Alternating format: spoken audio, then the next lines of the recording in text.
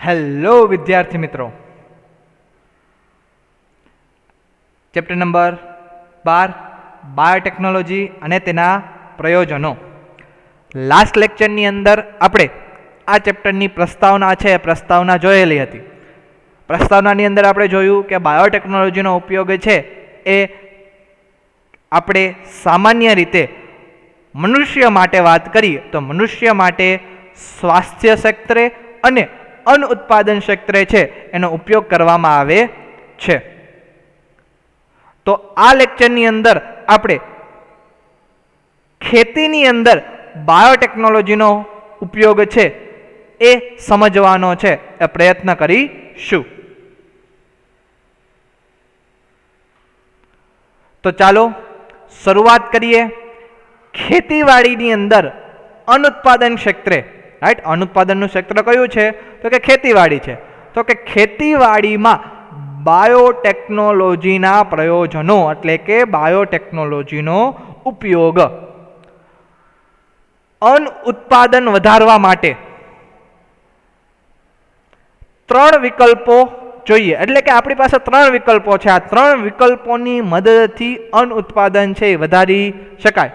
પહેલો વિકલ્પ, ખેતી જે છે એ ખેતી એગ્રોકેમિકલ આધારિત કરવામાં આવે. એટલે કે ખાસ કરીને ખેતીની અંદર કેમિકલ્સ છે એ કેમિકલ્સનો ઉપયોગ કરવામાં આવે તો અન્ન ઉત્પાદન છે એ અન્ન ઉત્પાદન શું થઈ શકે છે? વધી શકે છે. હાલમાં જે ખેતી કરવામાં આવે છે એ આ એગ્રોકેમિકલ આધારિત ખેતી છે કે જેના લીધે અન્ન ઉત્પાદન છે અન્ન ઉત્પાદનમાં વધારો થયો છે, રાઈટ. પરંતુ આ એગ્રોકેમિકલ આધારિત ખેતીના લીધે જે ખોરાકની ગુણવત્તા જે છે એ ગુણવત્તા કેવી થઈ ગઈ છે? ઘટી ગઈ છે. અન્ન ઉત્પાદન વધ્યું છે પરંતુ અન્નની જે ગુણવત્તા છે એ અન્નની ગુણવત્તા, જમીનની ગુણવત્તા એ કેવી થઈ ગઈ છે? ઘટી ગઈ છે. રેડી? તો એગ્રોકેમિકલ આધારિત ખેતીનો ફાયદો એક, અન્ન ઉત્પાદન વધારે થાય, પરંતુ ગેરફાયદો પણ છે કે જેના કારણે જે અન્નની ગુણવત્તા છે એ અન્નની ગુણવત્તા ઓછી થઈ ગઈ છે. કારણ કે જેમ કેમિકલ્સનો ઉપયોગ કરશું એ કેમિકલ્સ જમીન માટે અને સાથે સાથે અન્ન માટે, બંને માટે નુકસાનકારક છે. એના કારણે ગુણવત્તા ઘટી જાય. બીજો ઓપ્શન શું છે અન્ન ઉત્પાદન વધારવા માટે? કાર્બનિક ખેતી. પરંતુ કાર્બનિક ખેતી દ્વારા અન્ન ઉત્પાદન તો વધારી શકાય, પરંતુ એના માટે આપણે ખર્ચ છે એ ખર્ચ વધુ કરવો પડે, સમય વધુ આપવો પડે. અને ઉત્પાદન છે, ઉત્પાદન જેટલું એગ્રોકેમિકલ આધારિત ખેતીમાં બને છે એટલું ઉત્પાદન કાર્બનિક ખેતીની અંદર થઈ શકતું નથી, રાઈટ. ગુણવત્તા અન્નની સારી રહે. કાર્બનિક ખેતીની અંદર અન્નની ગુણવત્તા સારી રહે પરંતુ અન્ન ઉત્પાદન છે અન્ન ઉત્પાદન સારી રીતે થતું નથી, અન્ન ઉત્પાદન વધુ પ્રમાણમાં થતું નથી. તો આ બંને ખેતીની અંદર ગેરફાયદા છે. એગ્રોકેમિકલ આધારિત ખેતીની અંદર ગેરફાયદો ગુણવત્તા નથી, કાર્બનિક ખેતીની અંદર અન્ન ઉત્પાદન વધારે નથી. તો ત્રીજો ઓપ્શન કયો? રાઈટ. તો ત્રીજો ઓપ્શન એવો હોવો જોઈએ કે જેની અંદર અન્ન ઉત્પાદન વધારી શકાય અને સાથે સાથે અન્નની જે ગુણવત્તા છે એ પણ વધારી શકાય. તો એ ત્રીજો ઓપ્શન છે જનીનિક એન્જિનિયરિંગ પાકો આધારિત ખેતી, રાઈટ. જનીનિક એન્જિનિયરિંગ પાકો આધારિત ખેતી કરવામાં આવે તો એ ખેતીની અંદર પાકોની ગુણવત્તા તો વધે, સાથે સાથે કેમિકલનો ઉપયોગ ન કરવો પડે. એના કારણે અન્ન ઉત્પાદન પણ છે અન્ન ઉત્પાદન પણ વધારે થાય છે. તો એવા પાક બનાવો, જનીનિક એન્જિનિયરિંગ પાકો બનાવો કે જેના કારણે આ બંને જે ગેરફાયદા હતા એગ્રોકેમિકલ આધારિત ખેતીમાં અને કાર્બનિક ખેતીમાં એ સુધારી શકાય. તો એના માટેનો એક જ ઓપ્શન છે જનીનિક પાકો આધારિત ખેતી કરવી. હરિયાળી ક્રાંતિને કારણે 3 ગણો અન્ન પુરવઠો પૂરો પાડી શકાયો છે.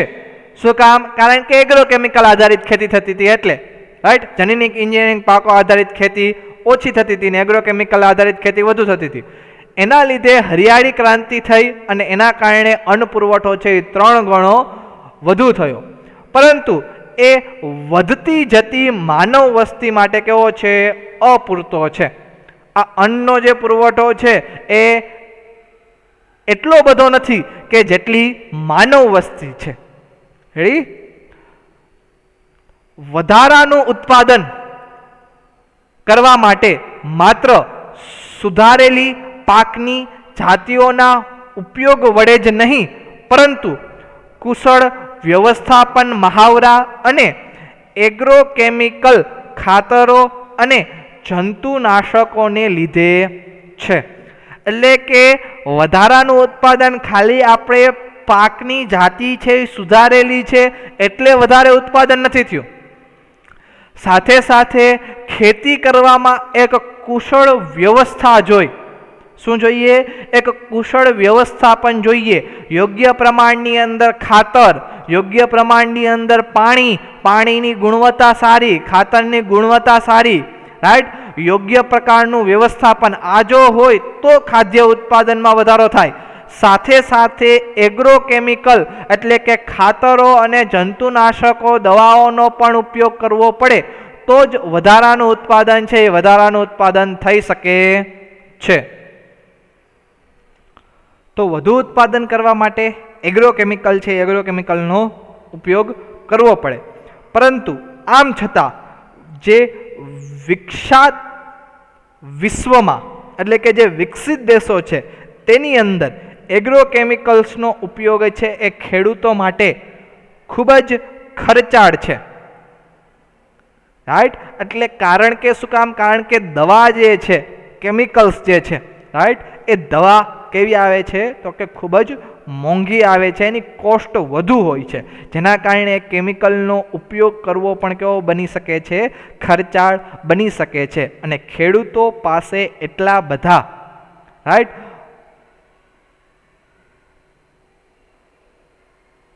પૈસા ન હોવાના કારણે એ ખર્ચાળ થવાનું જ છે. સામે અનુત્પાદન વધે, પરંતુ આપણે જોઈએ તો પાકની ગુણવત્તા છે એ ગુણવત્તા પણ ઘટે, જમીનની જે ગુણવત્તા છે એ જમીનની ગુણવત્તા પણ ઘટે છે. તેમજ ખેતીવાડીની અંદર પરંપરાગત સંવર્ધનના ઉપયોગ દ્વારા વર્તમાન જાતિઓના પાક ઉત્પાદનમાં વધારો સંભવ નથી. એટલે કે અત્યાર સુધી જે સંવર્ધનની આપણે પદ્ધતિ અપનાવતા હતા એ જ પદ્ધતિ જો આપણે અપનાવીએ, એનો ઉપયોગ કરીએ અને નવી જાતિઓ છે એ નવી જાતિઓ બનાવીએ, પણ તેના લીધે વધુ ઉત્પાદન છે એ સંભવ છે નહીં. તો શું કોઈ એવો વૈકલ્પિક રસ્તો છે કે જેમાં આનુવંશિક એટલે કે જનીનિક માહિતીનો ઉપયોગ કરીને ખેડૂત પોતાના ખેતરોમાંથી વધારે ઉત્પાદન કરી શકે? રાઈટ. તો કે હા, આવો એક વૈકલ્પિક રસ્તો છે કે જેના દ્વારા ખેડૂતો જનીન પરિવર્તિત જે પાકો છે કે જે બાયોટેકનોલોજી દ્વારા બનાવવામાં આવે છે એનો ઉપયોગ ખેતરમાં કરે અને તેના કારણે વધારેમાં વધારે ઉત્પાદન થઈ શકે છે અને સાથે સાથે કેમિકલનો પણ ઉપયોગ ન કરવો પડે અને અન્નની જે ગુણવત્તા છે, પાકની ગુણવત્તા છે એ પણ જળવાઈ રહે છે. રાઈટ. શું કોઈ એવો રસ્તો છે કે જેના દ્વારા ખાતરો તેમજ રસાયણોનો ન્યૂનતમ એટલે કે ઓછામાં ઓછો ઉપયોગ કરીને તેના દ્વારા પર્યાવરણ પર ઊભા થતા હાનિકારક પ્રભાવોને ઘટાડી શકાય? તો હા, એનો પણ રસ્તો છે. એટલે આ બંનેનો રસ્તો શું છે? જનીનિક પરિવર્તિત પાકો. કારણ કે જનીનિક પરિવર્તિત પાકો આપણે ખેતરની અંદર ઉગાડીએ તો ખાતરો અને રસાયણોનો ઉપયોગ છે એ ઓછામાં ઓછો કરવો પડે, જેના કારણે પર્યાવરણને નુકસાન પણ ન થાય અને સાથે સાથે પાકની ગુણવત્તા અને પાકનું ઉત્પાદન છે એમાં પણ વધારો થાય. રાઈટ, તો એનો એક જ માત્ર ઉકેલ છે. એ ઉકેલ એટલે જનૈનિક પરિવર્તિત પાકોનો ઉપયોગ. આના જ ઉપયોગ દ્વારા આ બંને પ્રશ્નોનું છે એ સમાધાન થઈ શકે છે. તો એવી વનસ્પતિઓ કે જેમાં બેક્ટેરિયા, ફૂગ તેમજ પ્રાણીઓ કે જેના જનીન કૃત્રિમ રીતે પરિવર્તિત છે, એ પરિવર્તિત કરવામાં આવ્યા છે, તેને સામાન્ય રીતે જનીન પરિવર્તિત સજીવો એટલે કે જીનેટિકલી મોડિફાઈડ ઓર્ગેનિઝમ GMO કહે છે. આ તો આપણને પહેલાં પણ ખબર છે, રાઈટ, કે કોઈ પણ સજીવ હોય એ કોઈ પણ સજીવની અંદર કૃત્રિમ રીતે એટલે કે બાયોટેકનોલોજીની મદદથી જો એના જનીન બદલાવવામાં આવે, પરિવર્તિત કરવામાં આવે, તો સામાન્ય રીતે એને આપણે જનીન પરિવર્તિત સજીવો જીનેટિકલી મોડિફાઈડ ઓર્ગેનિઝમ અથવા તો GMO કહેવાય છે. તો એમાં ખેતીવાડીની અંદર આપણે બાયોટેકનોલોજીના પ્રયોજનો જોઈએ છે, તો આપણા માટે મહત્વ કયા સજીવો છે? વનસ્પતિઓ. એટલે કે જીનેટિકલી મોડિફાઈડ વનસ્પતિઓ, જનીન પરિવર્તિત વનસ્પતિઓ છે, એનો ઉપયોગ ઘણા બધા પ્રકારે લાભદાયી છે.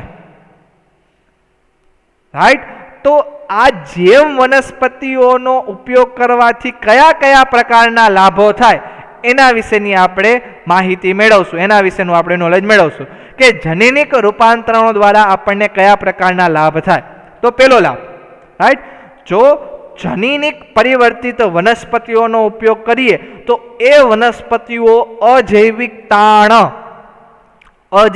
તાણ સામે પાકોને વધારે સહિષ્ણુ બનાવે છે. એટલે કે આ અજૈવિક તાણ સામે પણ પાકો છે, રાઈટ, જનીનિક પરિવર્તિત વનસ્પતિના જે પાકો છે એ પાકો વધુ સહન કરી શકે અજૈવિક તાણને. એ અજૈવિક તાણ કયા કયા?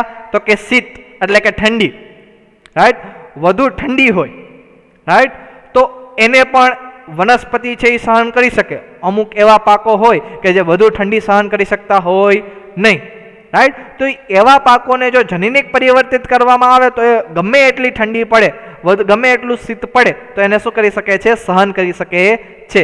આ ઉપરાંત અછત, ખાસ કરીને શેની? તો કે પાણીની અછત. જો પાણીની અછત હોય તો વનસ્પતિઓની વૃદ્ધિ થાય નહીં, અમુક થોડાક સમય માટે ન હોય તો એની વૃદ્ધિ થતી નથી. તો વનસ્પતિઓને એવી બનાવવામાં આવે કે ઓછા પાણીની મદદથી પણ એ સારી રીતે શું કરી શકે? વૃદ્ધિ પામી શકે. સાથે સાથે ક્ષાર અને ગરમી, તો આ બધા છે એ અજૈવિક તાણ છે, રાઈટ, શીત, અછત, ક્ષાર, ગરમી, રાઈટ. તો આ અજૈવિક તાણ સામે એ પાકો છે એ વધારે સહિષ્ણુ બને એ માટે આપણે જેમ વનસ્પતિઓ ખેતરની અંદર છે એ ઉગાડવી જોઈએ. આ ઉપરાંત બીજો લાભ, આ પહેલો લાભ થયો કે અજૈવિક તાણ સામે સહિષ્ણુ બનાવવા. બીજો લાભ, જીવાતનાશક રસાયણો પરની નિર્ભરતા ઘટાડવી. કે જો જેમ વનસ્પતિને ખેતરમાં ઉગાડીએ તો આપણે આ જે જીવાતનાશક રસાયણો એટલે કે એગ્રોકેમિકલ છે એ એગ્રોકેમિકલ ઉપર નિર્ભર રહેવું પડે નહીં. એટલે નિર્ભરતા શું થાય? ઘટી જાય, રાઈટ. એટલે કે ઇન શોર્ટ આપણે પાક એવા બનાવવાના કે જે જંતુ પ્રતિરોધક હોય, રાઈટ. આપણે રસાયણ શા માટે છાંટીએ? કારણ કે એ જંતુને શું કરી નાખે? મારી નાખે. પરંતુ એ રસાયણ આપણે વનસ્પતિની અંદર જ દાખલ કરી દે, પાકની અંદર જ દાખલ કરી દે, જેના કારણે પાક એ રસાયણ બનાવે છે, જેના કારણે એ જંતુ પ્રતિરોધક જ છે. એટલે કે એ પાક જ એ જંતુને શું કરી નાખશે? નાશ કરી નાખશે. રેડી. આ ઉપરાંત ત્રીજો લાભ, લણણી પછી થતા નુકસાનને ઘટાડવામાં સહાય કરવી. રાઈટ. ઘણા બધા પાકો એવા છે કે એ પાકોની લણણી થઈ જાય અને જો પાકને સારી રીતે સાચવવામાં ન આવે તો પાક ખરાબ થઈ શકે છે, રાઈટ. તો પાકની લણણી થયા પછી પણ પાક સારો રહે, બરાબર છે, એના બીજ છે, એના ફળ છે એ સારા રહે એવા માટે આપણે જીએમ વનસ્પતિને ખેતરમાં ઉગાડવી જોઈએ. સાથે સાથે ચોથો લાભ કે વનસ્પતિઓ દ્વારા ખનિજોના ઉપયોગની કાર્યક્ષમતા વધારવી. કે એ જે જીએમ વનસ્પતિ છે એ જીએમ વનસ્પતિ ખનિજોનો ઉપયોગિતા છે, એની કાર્યક્ષમતા છે એ વધે અને એના કારણે શું થાય તો કે ઝડપી નષ્ટ પામતી ભૂમિની ફળદ્રુપતાને અટકાવવામાં શું કરે છે, મદદ કરે છે, રાઈટ. એગ્રોકેમિકલ આધારિત જો ખેતી કરીએ તો ફળદ્રુપતા છે એ ફળદ્રુપતા ઘટી જાય, પરંતુ જો જનીનિક પરિવર્તિત પાકો આધારિત ખેતી કરેલી હોય તો ફળદ્રુપતા ઘટતી નથી. સામે વનસ્પતિઓની જે ખનિજો ઉપયોગ કરવાની કાર્યક્ષમતા છે એ વધે છે, એ વધવાને લીધે ફળદ્રુપતા ઘટે નહીં, રાઈટ. આ ચોથો લાભ. પાંચમો લાભ શું છે તો કે જેમ વનસ્પતિઓ દ્વારા બનતું જે ખોરાક છે, રાઈટ, એટલે કે જે અન્ન છે એ અન્નનું પોષણકીય મૂલ્ય વધારે છે. એટલે જો જેમ વનસ્પતિ આપણે ઉગાડીએ, જીનેટિકલી મોડિફાઈડ વનસ્પતિઓ છે, જનીનિક પરિવર્તિત વનસ્પતિઓ છે, એને વધારીએ તો અન્નનું જે ખોરાકનું પોષણ મૂલ્ય છે, પોષણ મૂલ્યમાં શું થાય, વધારો થાય. ઉદાહરણ તરીકે વિટામિન એ નું વધુ પ્રમાણ ધરાવતા સોનેરી ચોખા એટલે કે ગોલ્ડન રાઈઝ, રાઈટ, ઉદાહરણ આપેલું છે કે ખોરાકનું પોષણકીય મૂલ્ય કેની અંદર વધુ છે તો કે સોનેરી ચોખાની અંદર. ચોખા, આ સોનેરી ચોખા છે એમાં વિટામિન એ નું પ્રમાણ વધુ છે. એટલે કે સામાન્ય ચોખા હોય તો સામાન્ય ચોખાની અંદર વિટામિન એ નું પ્રમાણ ઓછું હોય અને સોનેરી ચોખાની અંદર એટલે કે ગોલ્ડન રાઈસની અંદર વિટામિન એ નું પ્રમાણ કેવું જોવા મળે છે, વધુ જોવા મળે છે. તો આ સોનેરી ચોખા છે એ સોનેરી ચોખા શેનું ઉદાહરણ છે તો કે ખોરાકનું પોષણકીય મૂલ્ય કેવી રીતે વધે એનું ઉદાહરણ છે. ખાસ કરીને યાદ રાખજો, સોનેરી ચોખા અથવા તો ગોલ્ડન રાઈસ.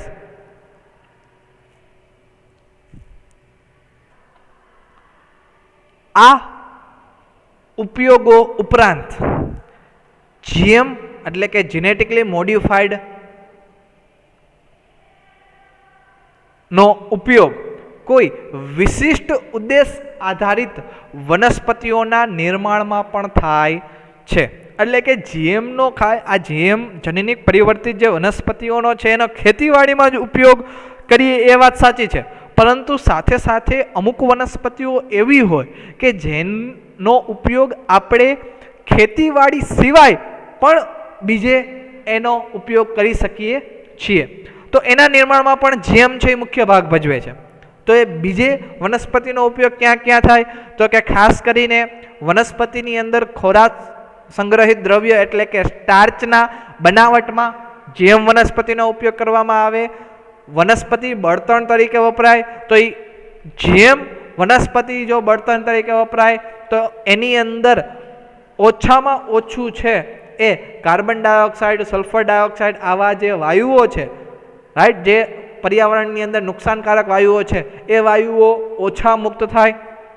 સાથે સાથે કોઈ વનસ્પતિ એવી હોય કે જેની અંદરથી દવા પણ બની શકે છે તો ફાર્માસ્યુટિકલ સંયોજનના સ્વરૂપે પણ આપણે એ જીએમ વનસ્પતિનો છે એ ઉપયોગ કરી શકીએ છીએ. એટલે કે ઇન્સો સ્ટાર્ચ, બળતણ અને ફાર્માસ્યુટિકલ સંયોજનના સ્વરૂપોમાં ઉદ્યોગોનો એક વૈકલ્પિક સ્ત્રોત અથવા તો સંસાધનો છે, એ સંસાધનો કોણ પૂરા પાડે છે તો કે જીએમ વનસ્પતિ છે એ પૂરા પાડે છે. આ ઉપરાંત આપણે ખાસ કરીને ખેતીવાડીની અંદર જોઈએ એટલે કે કૃષિની અંદર જ જોઈએ, રાઈટ, તો બાયોટેકનોલોજીના કેટલાક પ્રયોજનોમાં એક પ્રયોજન આપણે જોયું હતું, એક એનો લાભ જોયો હતો કે જંતુ પ્રતિરોધક વનસ્પતિ એટલે કે જીવાત પ્રતિકારક વનસ્પતિઓનું છે એ વનસ્પતિઓનું શું કરે, નિર્માણ કરે, જેના કારણે આવી વનસ્પતિઓના નિર્માણના કારણે જંતુનાશકોના ઉપયોગના પ્રમાણને શું કરશે, ઘટાડશે. એટલે કે જંતુનાશક કેમિકલ, એગ્રોકેમિકલનો ઉપયોગ છે એ વધુ કરવો પડશે નહીં, કારણ કે વનસ્પતિ છે એ જીવાતનો શું કરે છે, જંતુનો પ્રતિકારક એટલે કે પ્રતિરોધન કરે છે. તો આવી કઈ વનસ્પતિ છે અને કેવી રીતે બનાવવામાં આવે છે, તો કે દાખલા તરીકે BT20, BT એટલે કે શું, તો કે BT એટલે કે બાયોટેકનોલોજી નહીં, ખાસ કરીને ધ્યાન રાખજો, મોટા ભાગના સ્ટુડન્ટ છે એ આની અંદર ભૂલ કરે. BT એટલે બાયોટેકનોલોજી, BT એટલે બાયોટેકનોલોજી નથી. BT એટલે કે બેસિલસ થુરન્જીએસિસ બેક્ટેરિયાનું નામ છે. કયા બેક્ટેરિયા છે, બેસિલસ થુરન્જીએસિસ આ બેક્ટેરિયા છે, અને એ બેક્ટેરિયાને શોર્ટ ફોર્મમાં શું કહેવામાં આવે છે, BT. B મીન્સ બેસિલસ અને T મીન્સ થુરન્જીએસિસ. તો આ બેસિલસ થુરન્જીએસિસ જે બેક્ટેરિયા છે એ એક પ્રકારનું BT20 ઉત્પન્ન કરે, અને આ BT20 બેક્ટેરિયા દ્વારા છે, બેક્ટેરિયા દ્વારા ઉત્પન્ન થાય છે. એ બેક્ટેરિયાનું નામ બેસિલસ થુરન્જીએસિસ. અને આ જે BT20 છે એ જંતુ માટે કેવું છે, નુકસાનકારક છે, રાઈટ. એટલે કે એ BT20 એ જીવાતોને શું કરી નાખે છે, મારી નાખે છે, એનો પ્રતિકાર કરે છે. તો જે બેક્ટેરિયાની અંદર આ BT20 કારક જનીન હોય, એ BT20 કારક જનીન કે જે બેક્ટેરિયાની અંદર જ એની પ્રતિકૃતિઓ તૈયાર કરી, એટલે કે એની સંખ્યા વધારી અને તેને આપણે જ ક્યાં દાખલ કરી દેશું, તો કે વનસ્પતિઓમાં પ્રદર્શિત કરવામાં આવે છે. કારણ કે શું થાય છે, તો કે જો બેક્ટેરિયા દ્વારા BT20 ઉત્પન્ન થાય એટલે જીવાત છે એ બેક્ટેરિયાની આજુબાજુ આવે નહીં. તો એ બેક્ટેરિયાની અંદર જે BT20 કારક જનીન છે એ જ જનીનની પ્રતિકૃતિઓ તૈયાર કરીને આપણે કોની અંદર દાખલ કરી દઈએ, તો વનસ્પતિની અંદર દાખલ કરી દઈએ, જેના કારણે શું થાય, તો કે વનસ્પતિઓમાં એ જીવાતની પ્રતિકાર કરવા માટે જંતુનાશકોની જરૂરિયાત રહેતી નથી. શા માટે એની જરૂરિયાત નથી રહેતી, કારણ કે ખુદ વનસ્પતિ જ એ જંતુઓનો, એ જીવાતોનો શું કરે છે, નાશ કરે છે, રાઈટ. એટલે કે વનસ્પતિ જે જીવાત સામે શું કરે છે, તો કે પ્રતિકારકતા દર્શાવે છે, જેના કારણે જંતુનાશકનો ઉપયોગ કરવો પડે નહીં. કુદરતી રીતે બેસિલસ થુરન્જીએસિસ એ જીવાતોનો પ્રતિકાર કરતા એ બેક્ટેરિયા, તો એ બેક્ટેરિયાનું જનીન આપણે કોની અંદર દાખલ કરી દીધું, વનસ્પતિમાં. તો હવે વનસ્પતિ એ જીવાતોનો પ્રતિકાર કરશે. તો આવી રીતે રાઈટ આપણે બાયોપેસ્ટિસાઇડ્સનું નિર્માણ પણ થાય છે. પેસ્ટિસાઇડ્સ એટલે કે જે જીવાતોનો નાશ કરે, અને એ આપણે કેવી રીતે બનાવીએ છીએ, તો વનસ્પતિઓ દ્વારા બનાવીએ છીએ, સજીવો દ્વારા બનાવીએ છીએ. એટલે આપણે એને શું નામ આપેલું છે, બાયોપેસ્ટિસાઇડ્સ નામ આપેલું છે. તો આવી ઘણી બધી વનસ્પતિઓ છે જે બનાવવામાં આવેલી છે બાયોટેકનોલોજીની મદદથી, જેને સામાન્ય રીતે જીવાત પ્રતિકારક વનસ્પતિઓ કહીએ. કઈ કઈ વનસ્પતિઓ છે, તો ઉદાહરણ આપણને આપેલા જ છે કે BT કપાસ, રાઈટ. આ ઉપરાંત BT મકાઈ, ચોખા, ટામેટા, બટેટા અને સોયાબીન. આવી ઘણી બધી વનસ્પતિઓ છે કે જેની અંદર આપણે બેસિલસ થુરન્જીએસિસ બેક્ટેરિયાનું જનીન દાખલ કરેલું છે, અથવા તો બીજી એવી વનસ્પતિઓ છે કે જે વનસ્પતિઓ જીવાત સામે શું દર્શાવે, તો કે પ્રતિકારકતા દર્શાવે. રેડી. એમાં આપણે જે BT કપાસ છે, રાઈટ, ખાસ કરીને BT કપાસ છે, આ BT કપાસ વિશેનું જે માહિતી છે એ આપણે નેક્સ્ટ લેક્ચરની અંદર ડિટેલમાં મેળવીશું. કે બીટી કપાસ કેવી રીતે બનાવવામાં આવે છે, તેની અંદર બીટી બેક્ટેરિયાનું જનીન છે એ કેવી રીતે દાખલ કરશું અને એના કારણે કઈ કઈ જીવાતો છે કે જેનો નાશ થઈ શકે છે. બટ એ બીટી કપાસ વિશેનું જે માહિતી છે એ માહિતી આપણે નેક્સ્ટ લેક્ચરની અંદર મેળવીશું.